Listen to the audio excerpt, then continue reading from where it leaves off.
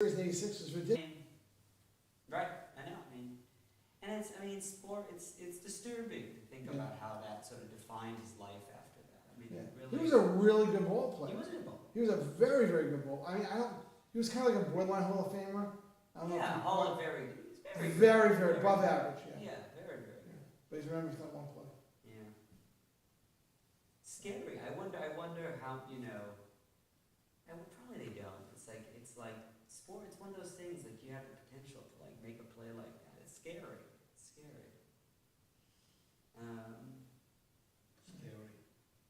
Did you get your thing fixed?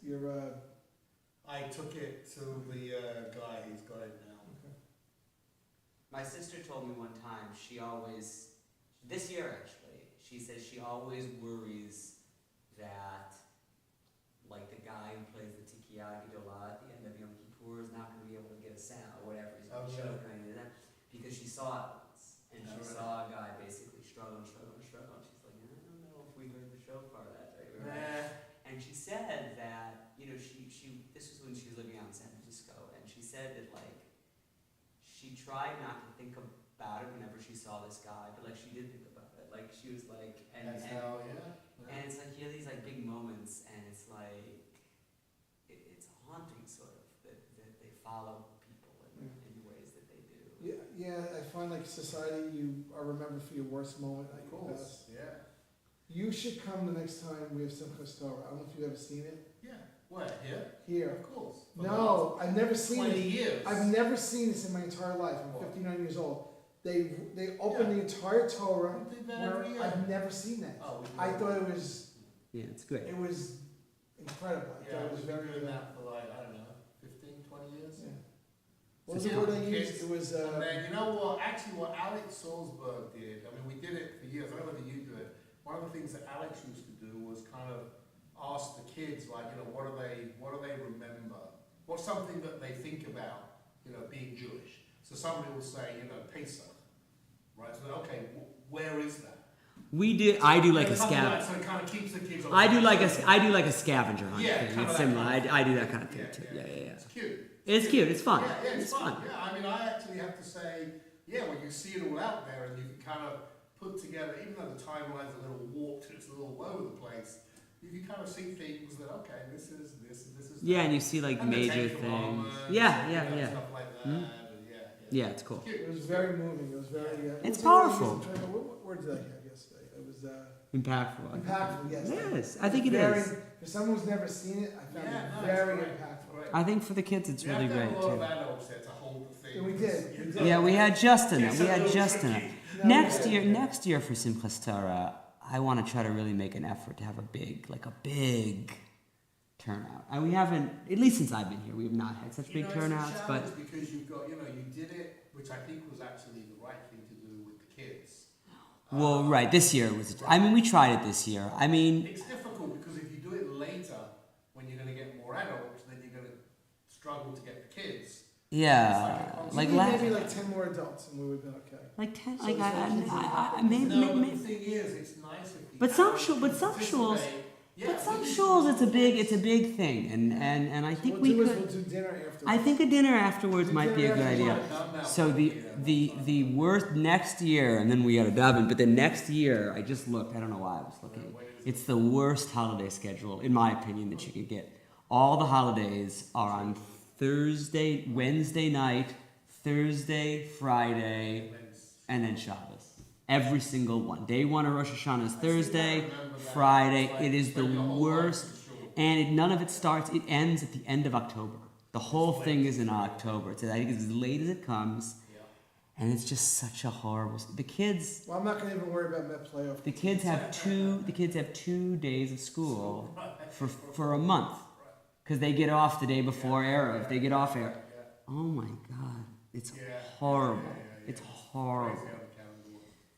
This year is a good one. This year is a good one. I like this one. Yeah. Certainly makes it a little easier in terms of your work schedule. And, right. Everything else. It certainly makes it easier for me. Although we had crappy weather, so that kind of didn't help. We did have crappy weather. When does the sukkah come down? Whenever after Sunday night. It doesn't. It's not. I mean, Any day next week. any day next week. I usually try to get it down quickly because so it doesn't fall down. But And that, that 60-odd people in the sukkah, that was great. that was great. That was great. That was great. The young families. That was across great. the board, Yeah. That was, And Sheldon was there. yeah. It's the big. I brought him, yeah. It's a big range. Yeah. So tomorrow's Yisker, right? Tomorrow's Yisker and Geshem Oh, really? and a little bit of Kohelet. There's a lot there's a lot of stuff tomorrow. But tonight it's short. And then Because we we. have something on Sunday. So do we do Kabbalah Shabbat? No, we start on. We 'Cause start on. I kept thinking about that. Yeah. I wasn't sure if the Chag, the importance of the Chag, has something to do with whether or not you do Kabbalah. Because I know when you were talking about Rosh Hashanah, and I'm okay, yeah, I get it. But The idea is you don't blend simchas. It's like the same which is a concept in the Gemara that you don't. Which I don't know what's so wrong with that, but that's something it. like Tisha B'Av, which is not so much a Simcha, it's still a Chag. Tisha B'Av, when it falls on Friday, it gets pushed off to Sunday. Oh, it does? Yeah. Ah, interesting. Because it's not like... Because it's not I see. Because it's forbidden to fast on Shabbat, except on Yom Right. Kippur. Okay. Ah, interesting. So that's going to be quick. All right, we're on page 22. Mizmor shir liyom haShabbat tov leodod laDonai ulezamer leshimcha elyon. Page 23, yes. Lagilo Magadlo masech Adonai me'olamot. Od Yunun v'seva d'shenim v'rananimiyu להגיד יש אדוני צורי ולא עוולה תבוא אדוני מלאך יהוד לבש אדוני עושית הזהר אף תיקון תבל בל תימון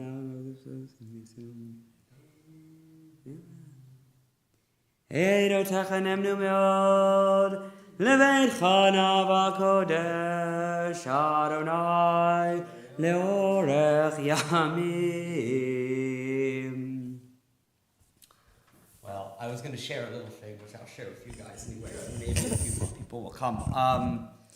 So, it's Shmini Atzeret, which means the 8th day of assembly. And I feel weird talking to the mic, but there might be people watching. There's a thing about the number 8 in Jewish tradition, which is sort of, 8 is always special. And so the other 8s that we can think of probably off the top of our heads are Brit Milah happens on the 8th day. Hanukkah has 8 days. For us, Pesach has 8 days, but it doesn't really. It has 7 days. It doesn't fit quite into this particular paradigm.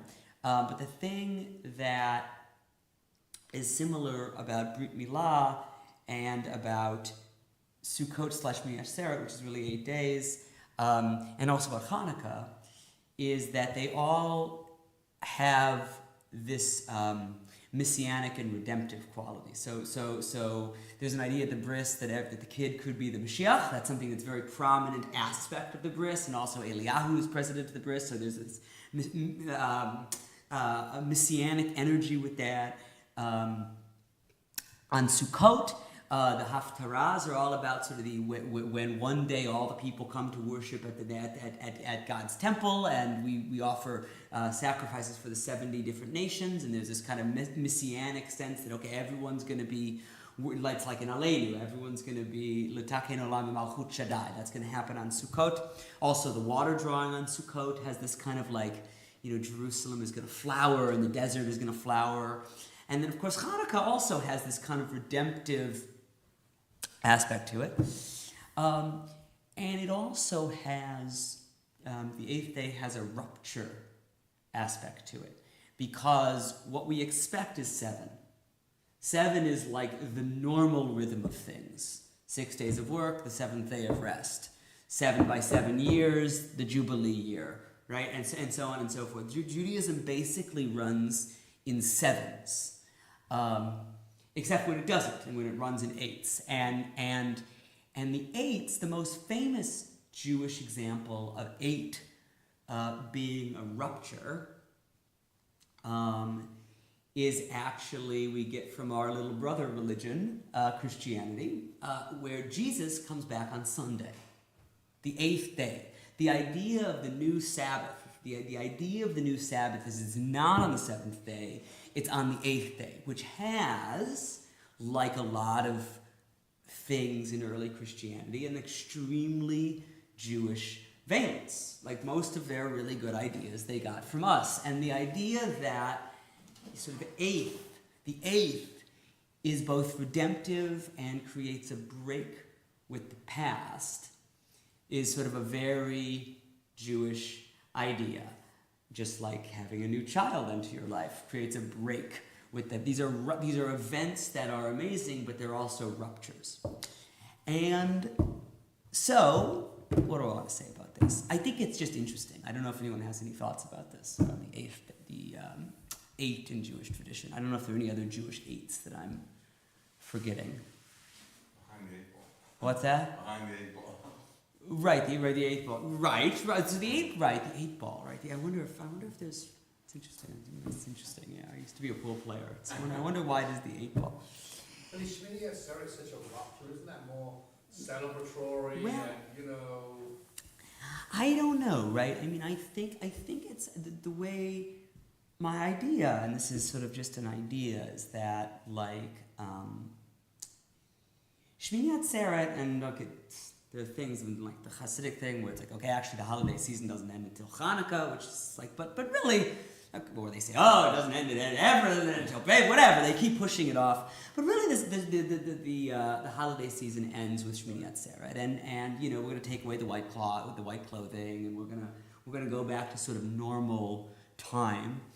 And I mean, I think it's a culmination, and I guess my hope or the kavanah that I'm kind of carrying into Shmini Atzeret this year is that the holidays are supposed to be on some level a rupture and a break with the past and a breaking into something new, and I hope that the eighth day, which has this kind of messianic, disruptive energy to it, at least in the ancient Jewish imagination. I hope that whatever you guys feel like you need to break free from, and I hope that can happen for all of us on the eighth day. Isn't there 8 days between Rosh Hashanah and Yom Kippur?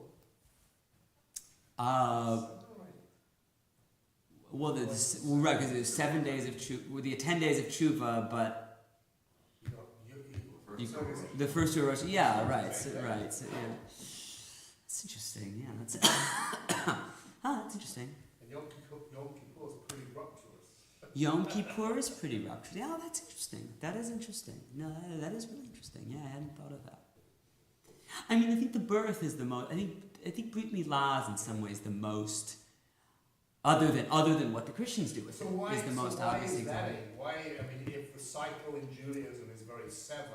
Why is Brit Milah 8? Yeah, I think it's for the same reason that when the early Christians, who are of course Jews, are trying to imagine when the Messiah comes or rises again, he rises again on the 8th day, which is Sunday, rather than, I think it's a similar thing. I think there's something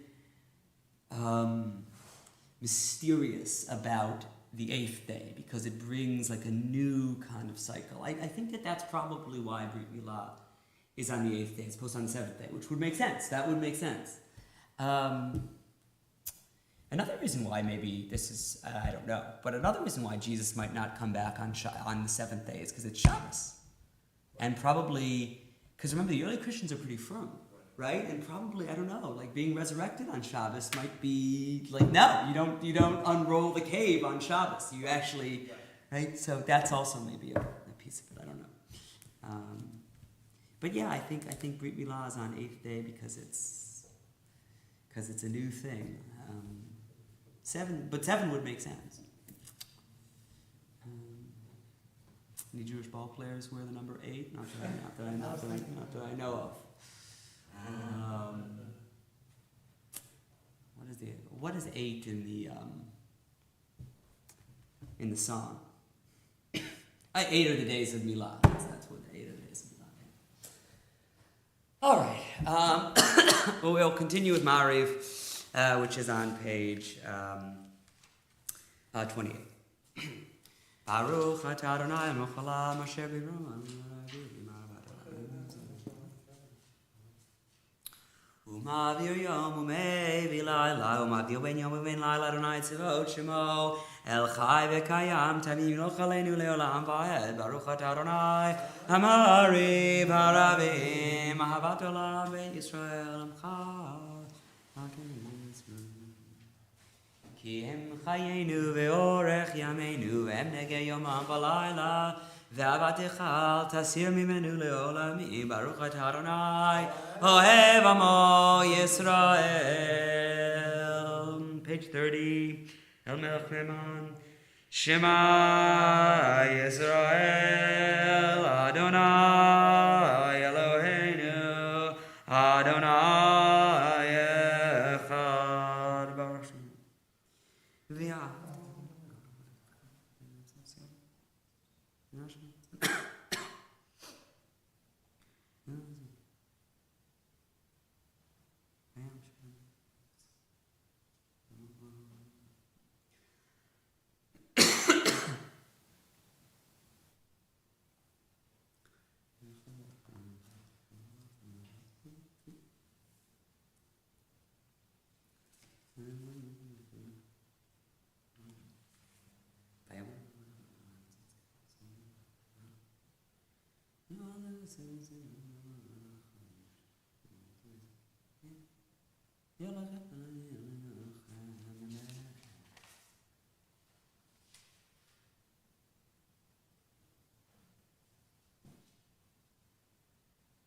Adonai Elohim Emed. Page 32.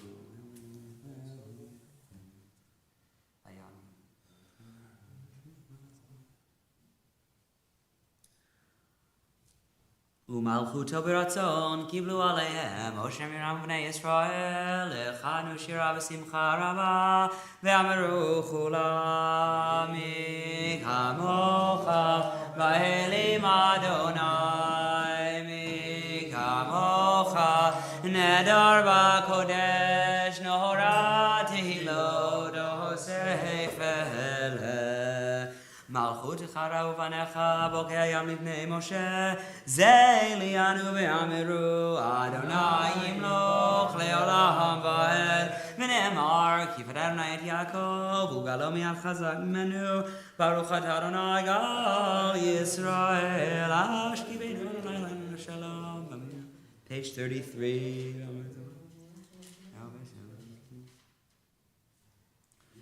Ushmor tzeitenu voenu lechayim ol shalom ata v'yad olam ufros aleinu sukat shalomecha Baruch atah Adonai hapores sukat shalom aleinu ve'al kol amo Yisrael ve'al Yerushalayim ve'shameru b'nei Yisrael et ha-Shabbat לעשות את השבת לדורותם בריד עולמי ביני ובין בני ישראל אותי לעולם כי ששת ימים עשה אדוני את השמיים ואת הארץ וביום השביעי שבת וינפש וידבר משה את מועדי אדוני אל בני ישראל. We continue on page 41.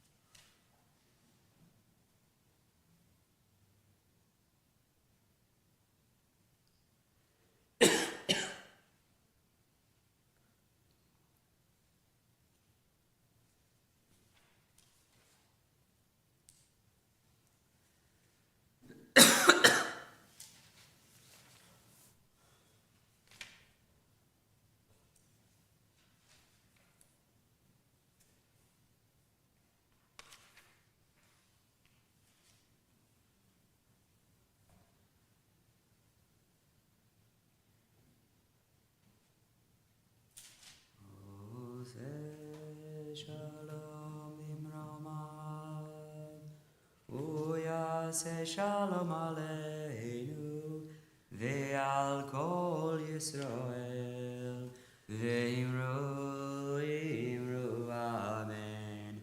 Yaseh Shalom, Yaseh Shalom, Shalom Aleinu Ve'al Kol Yisrael.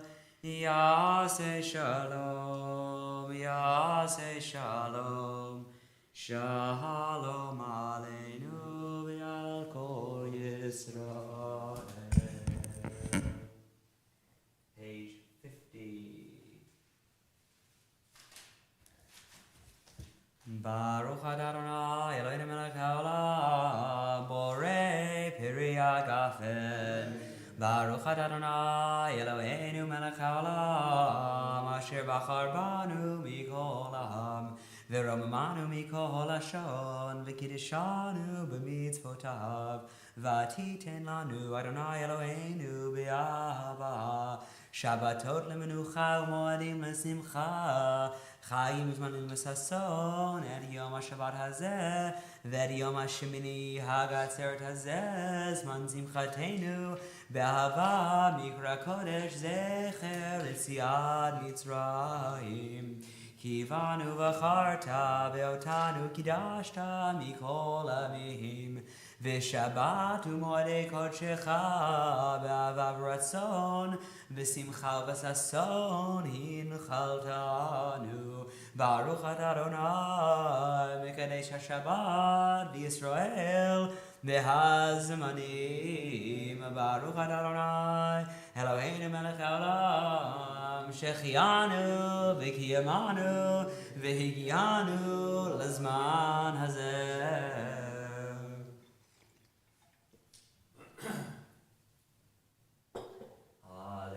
Shabeach ladon hakol ateit gidula liotzer breshit lo asanu kegoye haratzot velo samanu kemishbechot ha'adama shelo sam chelkenu kahem v'gohor aleinu kechol damonam v'anachnu korim ומשתחווים ומודים לפני מלך מלכי המלכים הקדוש ברוך הוא של שמיים ויסד הארץ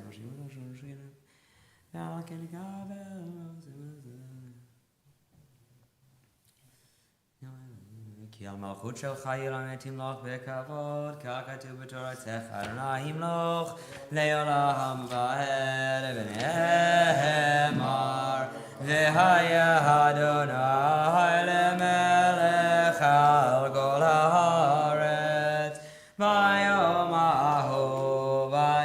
ההוא יהיה אדוני אחד ושמו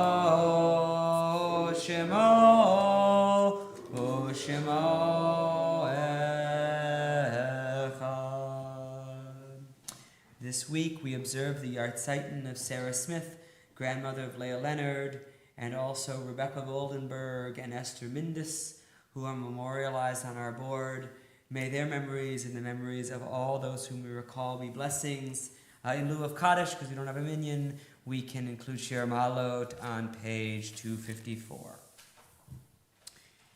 Shir Hamalot Pimamakim Garaticha Adonai Adonai Shima Bekoli Tien Oznecha Kashuvo Lechol Tachanunai Im Avono Tishmoria Adonai Mi Ahamo Ki Himecha Selicha Leman Tivare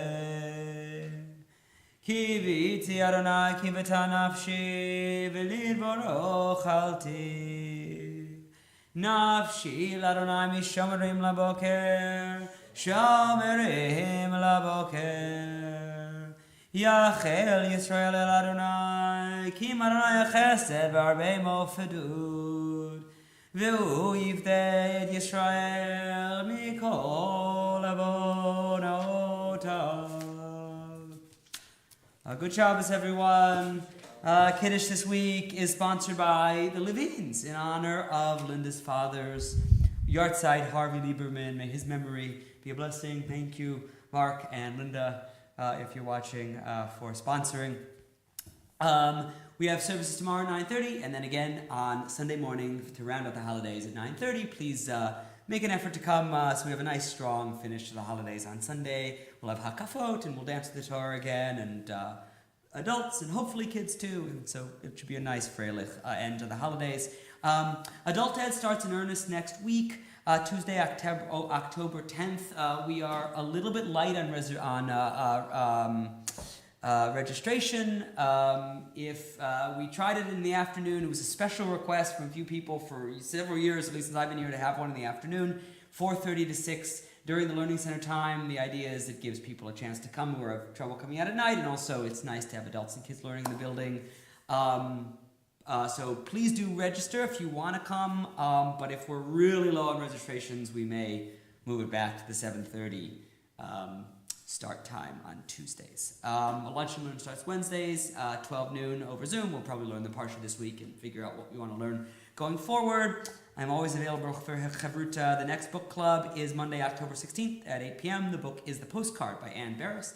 And finally, the Israel trip is still accepting reservations. And it's going to be really exciting, July 1st through 9th. And please reach out to Adam Gerber about that. Chag Sameach and Shabbat Shalom. And we'll continue with Yigdal on page 53. Yigdal Elohim Chai V'yishtabach Nimtza V'heinei El Mitziyuto Echad V'hein Yachid Yechudo Nelam V'gam Ensof Le'achduto Hein Lo Demot Aguf Ein Nogu Lo Naharuch Elav Kedushato Kadmon Echol Davar Asher Nivra Rishon V'hein Reishil Rishito V'chol notzar yoreh gedulato malchuto shefa nevuato netano el anshe segulato netivarto lokam beYisrael kemosheon navi humavi det munato Torah temet natan lehamohel halya nevionem an beito hallelujah Khalifa el velo yamudato leholamim lehzulato sofe beyodea setarenu mavi lesoktavar bekadmato gomel chesed gmifalo noten lerasha ra kerishato yishlach leketz yamim shichenu lifto mechachek et Yeshuato meitim yechayel berov chasto baruch adei ad Hashem dilato meitim yechayel berov chasto baruch adei ad Hashem dilato. Shabbat shalom. Chag Sameach. Get here earlier. Well, you know, these holidays, yeah, you feel like you gotta walk in and just walk back.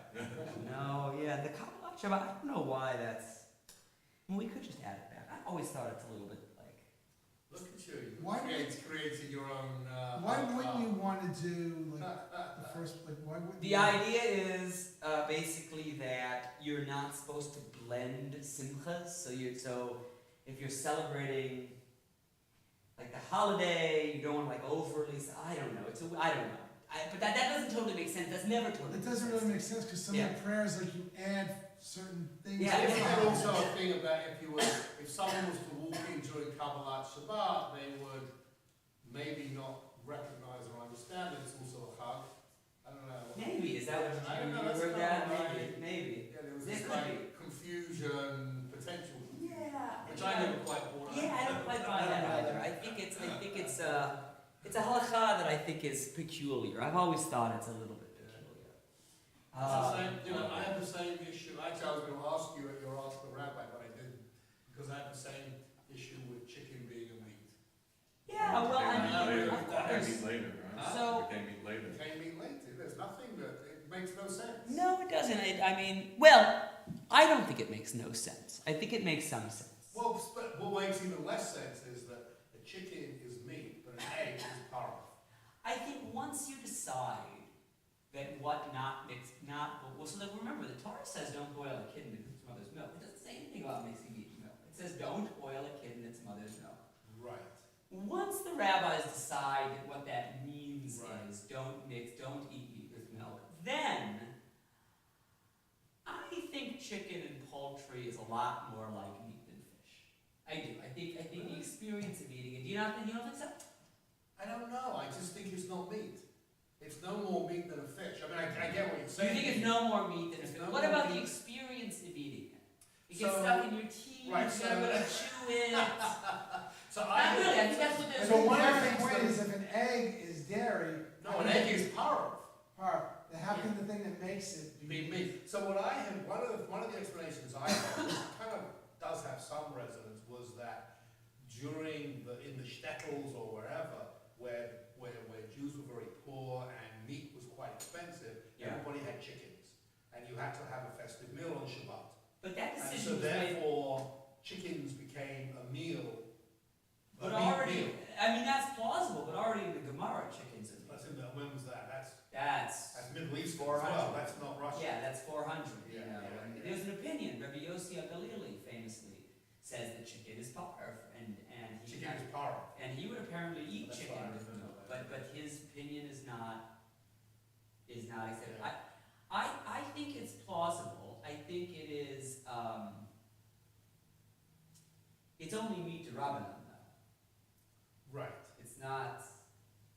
So here's a good one. So here's a good one. There's people gonna be- listening to that crazy there's gonna be, so you know about, the meat grown in the testers. Oh, yes, there's a So, whole so debate. what- Right, what's the right. status of that? So, it's interesting actually. So Danny Nevins, who's the former dean of the rabbinical school at JTS, and in my opinion, sort of the leading halachic authority in the movement at the moment, I think. He wrote a long paper about it, and I remember he told me a few years ago that he was going to write this paper, and at the time he had thought that he had thought it would be parv. Meat from a test tube. Yeah, Right. the in Right. vitro meat or whatever. But he decided in this tshuva that he just published about a month ago, it's on the RA website, that it is in the same category as chicken, meat derabanan. So you're not going to be able to have a kosher Right. beef cheeseburger. But, and I emailed him this, and actually he didn't answer me, but the answer is I think is clear. There's an ironclad concept, the principle of Jewish law, that you don't make a gezerah on a gezerah. So if the rabbis say offense on offense, so not eating chicken with dairy is offense. Everyone agrees that's offense, right? Because lest you should come eat Right. meat would be right. So eating chicken with dairy, that's a gezerah, okay? But the petri dish chicken is already another step removed. But how do you know whether or not? Right. Right, here's my thought. So How would you know if the chicken was from a test tube or not? Wow. oh, it's gonna be labeled. Yeah, but let's say you didn't know, so you have to go with the Well, if assumption you that didn't it's not know, dairy. if you didn't know, Somebody was serving it, you you didn't would know. be so that's- fake Rabbanan Lakula, I guess. There's a doubt about a rabbinic prohibition, you're allowed to be lenient. But what I'm No, hearing, what I'm saying is, if someone puts out chicken, and you don't know whether or not it was a test tube chicken or whatever, you go with the assumption that it's The chicken. chicken, which is considered meat. Right. right, That's the assumption. Because otherwise, maybe it's an interesting Yeah, question. right, because it could look exactly like regular chicken, so how could you justify one is, Well, I You would suppose have you to have to know. know. But here's what I'm here to tell you. Although you're not gonna be able to have a kosher cheeseburger, at least according to this particular Right. thing, you are gonna be able to have, like, chicken parm. Chicken palm. Yeah. Because it's. Because it's another, because it's the logic, right? And it's really good, right? Right? It's obviously, right, it makes sense that the test tube meat is not quite meat. I mean, it makes sense to me, right? It's not meat in Right. the same way that it Right. comes not exactly the same. Right. So it's already a gezeira, it's already the rabbanan, but then the chicken would be one step further than that. So chicken, you would have to say is permissible. So what's interesting to me as well is that I know that some friends of mine who keep kosher, the idea of like now you can have like impossible meat, Yeah. right, which is not, it's Well, purely that's vegetarian, that's but they still wouldn't do that as a cheeseburger with impossible because it's kind of like too similar. But what's interesting to me is I remember I was in the city, and you know, just south of Times Square, there's that kind of, by the dining district, by the Schmatter business. Yeah. There's like all these very, very kosher restaurants. Yeah. I remember going with someone there and was amazed at the menu. Like one of the things on the menu was kind of macaroni and cheese with meat burger. I mean, something that nobody in there, right? Even though it was not, it was obviously, What? well, it was like macaroni and cheese with a meat, but it obviously wasn't cheese because it was like some. But the whole idea that anybody would put these things together, it was like so on the opposite side of anything. It was just bizarre to me to see it on a menu. Well, there's a wonderful, wonderful conversation in Gemara. It's so funny about how every forbidden thing that you want to eat, like God created Really? An alternative? An alternative. So, Interesting. so the alternative to meat with dairy is eating the udder. And the udder, the Really? milk inside the udder at the time of shechita Right. is par. What? So in theory, and there's a guy in Jerusalem who's into like extreme kashrut or whatever. And he can actually So you extract could this. take the milk, in theory you could extract that milk, make cheese out of it, and that you could put on That is hysterical. a hamburger. Yes. Can you get that in Muncie? No, you can't. But so they have one for that. But so listen. So okay, the funniest part of it, in my opinion, of that sugya is, what about adultery? What do you have? You know, because that's you have a taste for adultery. That's forbidden. Right. So what can you do? That's an alternative. What's the alternative? The alternative They had a is. lot of wine before they came The up with this. alternative is to be with a divorcee while her husband is still alive. What? That's what they say. That's what they say. For what? That makes no You sense. get the pleasure of adultery without really committing. That's right. Because their assumption and their sense. Well, It's isn't interesting. there It's rules an say what interesting. difference if the husband is alive or dead? I'm focusing on. Because the presumption is there's two assumptions. The presumption is part of what is exciting about adultery is there's this other relationship, and the other presumption is, and I don't know if I'm this is- assuming the person committing adultery is not married. No. No, nobody in this is married. Nobody in this situation is Oh, married. okay. Nobody in this Right, situation. right. Otherwise it would be forbidden. Yeah. Otherwise that would be a capital offense. Right. But the presumption is one, that that's part of what's appealing about adultery, or enticing about it.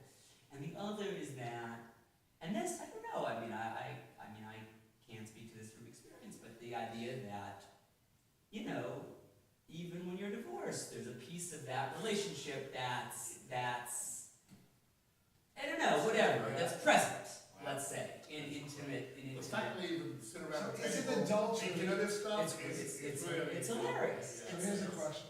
Is it adultery, obviously this is not a All right, first I wanna go home and have dinner now on Friday. What do you? Is it adultery if you have a relation with somebody and you don't know they're married, and then afterwards you find out they are, and then you stop the relationship? Like, would that still be adultery? Yes, but probably you wouldn't be liable for death in that case. Yeah, no, I mean, that's the adultery. But Adultery. you can make the case that you should have asked. Ignorance.